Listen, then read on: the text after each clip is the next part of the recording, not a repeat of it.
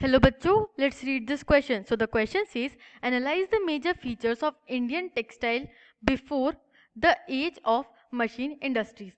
Machine industries की as के पहले इंडियन टेक्सटाइल्स की क्या कंडीशन थी या फीचर्स क्या थे, उनको एनालाइज कीजिए. Let's see the key concept. So the key concept is Indian textile trade. Indian textile trade एक बहुत ही डोमिनेंट ट्रेड रहा है during the medieval times as well. और मॉडर्न हिस्ट्री में अगर हम देखते हैं तो इंडियन टेक्सटाइल ट्रेड एक प्रोमिनेंट इकोनॉमिक एक्टिविटी बन के निकल के आता है. इंडिया में मेजरली कॉटन और सिल्क टेक्सटाइल का ट्रेड होता था. Let's see the pointers. Major products. Historically, India was one of the leading producers of cotton textile. Silk and cotton products of India were of the finest quality and dominated international market. Historically भी India का जो textile है वो world को dominate कर रहा था. Silk और कॉटन प्रोडक्ट्स बहुत फाइनेस्ट क्वालिटी के होते थे इंडिया के, और इसकी बहुत ज़्यादा हाई डिमांड होती थी वर्ल्ड में, and they were dominating the international market. Second point is trading partners. The Armenian and Persian merchants took these goods from Punjab to Afghanistan, Persia and Central Asia. Most of the trade carried forward by the land routes.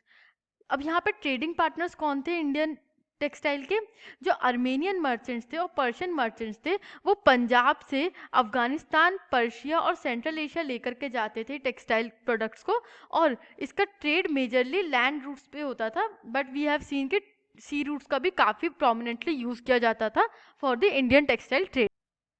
Third point is complex and complete market.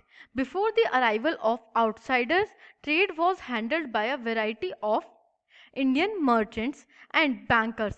The whole process of trade involved financing production, carrying or transporting goods, supplying goods to exporters. जो Indian trade था वो बहुत complex था अपने आप में, और complete process था एक उसका. यूरोप के जो ट्रेडर्स थे उनके अराइवल के पहले, आउटसाइडर जो ट्रेडर्स थे उनके अराइवल के पहले, ये जो ट्रेड था वो पूरी तरीके से इंडियन मर्चेंट्स और बैंकर्स ही हैंडल करते थे. जो प्रोसेस थी वो थी फाइनेंसिंग प्रोडक्शन. वो पहले वीवर्स को एडवांस देते थे, फाइनेंस करते थे प्रोडक्शन को, फिर उस प्रोडक्शन को कैरी करते थे और ट्रांसपोर्ट करते थे गुड्स को टू द डीलर्स, और फिर सप्लाई करते थे टू द एक्सपोर्टर्स. जो पर्शियन और अर्मेनियन एक्सपोर्टर्स है जो कि बाहर इस गुड्स को लेकर के जाते थे, उनको ये सप्लाई करते थे.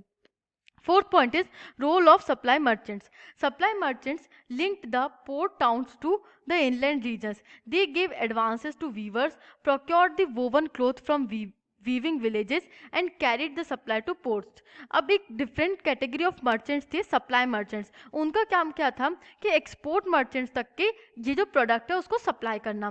तो वो पोर्ट टाउन्स को लिंक करते थे इनलैंड रीजन से. वो इंडिया के इनलैंड रीजन से प्रोक्योर करते थे सप्लाई को, cloth from the weaving villages, और उसको कैरी फॉरवर्ड करते थे to the supply ports. Fifth point is role of export merchants. Export merchants का क्या रोल था? यहाँ पे सप्लाई मर्चेंट्स के बाद सप्लाई मर्चेंट्स क्या करते थे? एक्सपोर्ट मर्चेंट्स को जाकर के बेच देते थे और उसके बाद उनका काम खत्म हो जाता था. यहाँ से जो टेक्सटाइल ट्रेड का नेटवर्क था वो एक्सपोर्ट मर्चेंट्स के पास आ जाता था. At the port the big shippers and export merchants had brokers who negotiated the price and bought goods from the supply merchants.